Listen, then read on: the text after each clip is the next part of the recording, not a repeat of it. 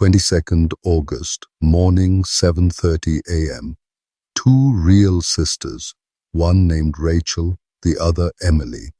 Rachel is 18 years old. Emily is 16, younger than Rachel. That morning, both walked back into their home. The moment their parents saw them, they trembled. Tears streamed down their faces, not from pain, but from relief. They pulled their daughters into their arms and broke down crying. The joy was because Rachel and Emily had been missing for 5 days.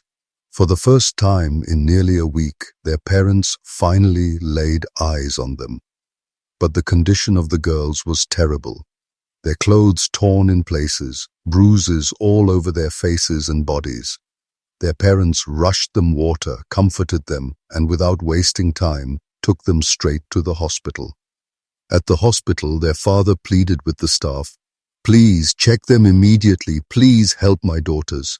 Among the doctors on duty was an experienced female physician. She took charge of the examination. When she came out, she pulled the parents aside. Her expression was heavy. She said, "I've been practicing medicine for decades. Thousands of patients have come and gone. But what I saw today, the condition of your daughters, Rachel and Emily, I can hardly put into words. They have been brutalized in ways I don't wish to describe. I beg you, be grateful they are alive. Pray for them. Whoever did this did not spare them. I will do everything in my power to help them recover, but I cannot tell you everything I witnessed." Hearing this, their father broke down in shame and grief. He left the hospital, head bowed, and went straight to the local police station. There, he gave a full report of what had happened to his daughters. Police registered the complaint and began to ask, where had Rachel and Emily been during those 5 days? Who took them? How many people were involved? Where were they held?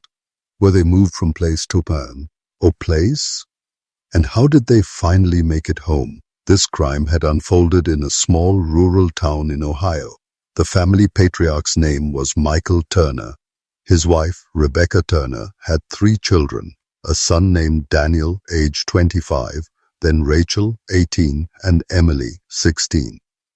Michael and Daniel both worked jobs while Rebecca stayed at home with the daughters. That was their family routine.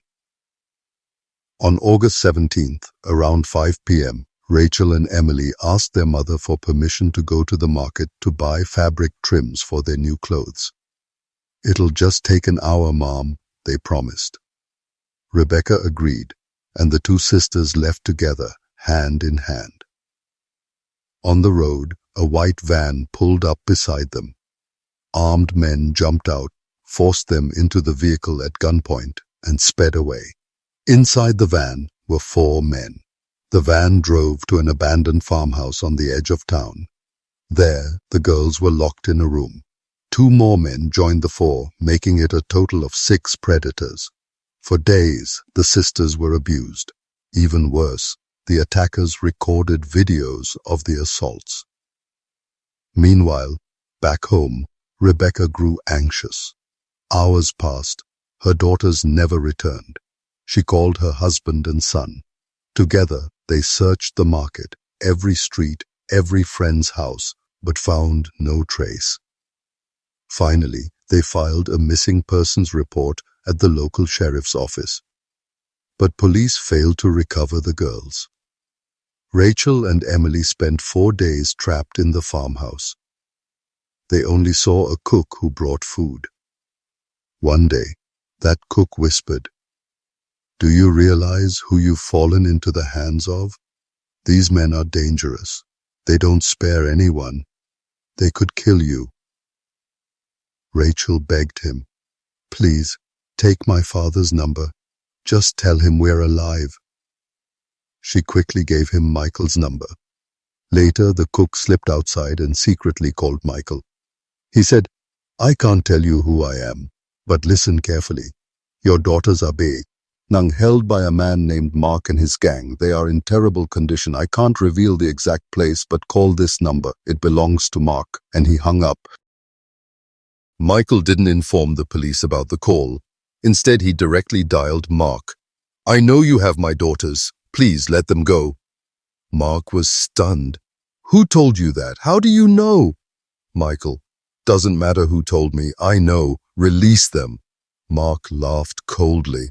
"Your daughters are blindfolded. If you want them, come pick them up from the strip." Then the call ended. When Michael called back, the phone was switched off. Mark, being a criminal, panicked that police might raid the farmhouse, so he quickly moved the girls to a rented apartment in another part of town. There, for one more day and night, the 6 men continued their assaults.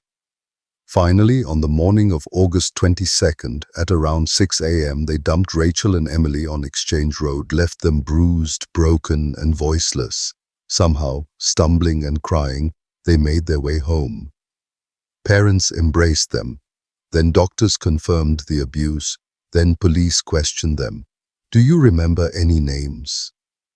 The sisters said, "We don't know where they kept us. Our eyes were always covered. But we remember 4 names they called each other by: Mark, Jason, Alex, and Chris." Police conducted raids. They arrested Mark and Jason, but the other 4 remained free. The family insists all 6 men are close friends, corrupt young men from powerful families. But so far, authorities have only caught 2. Will justice be served, or will time bury this case, leaving the guilty free until another innocent girl suffers? Time will tell.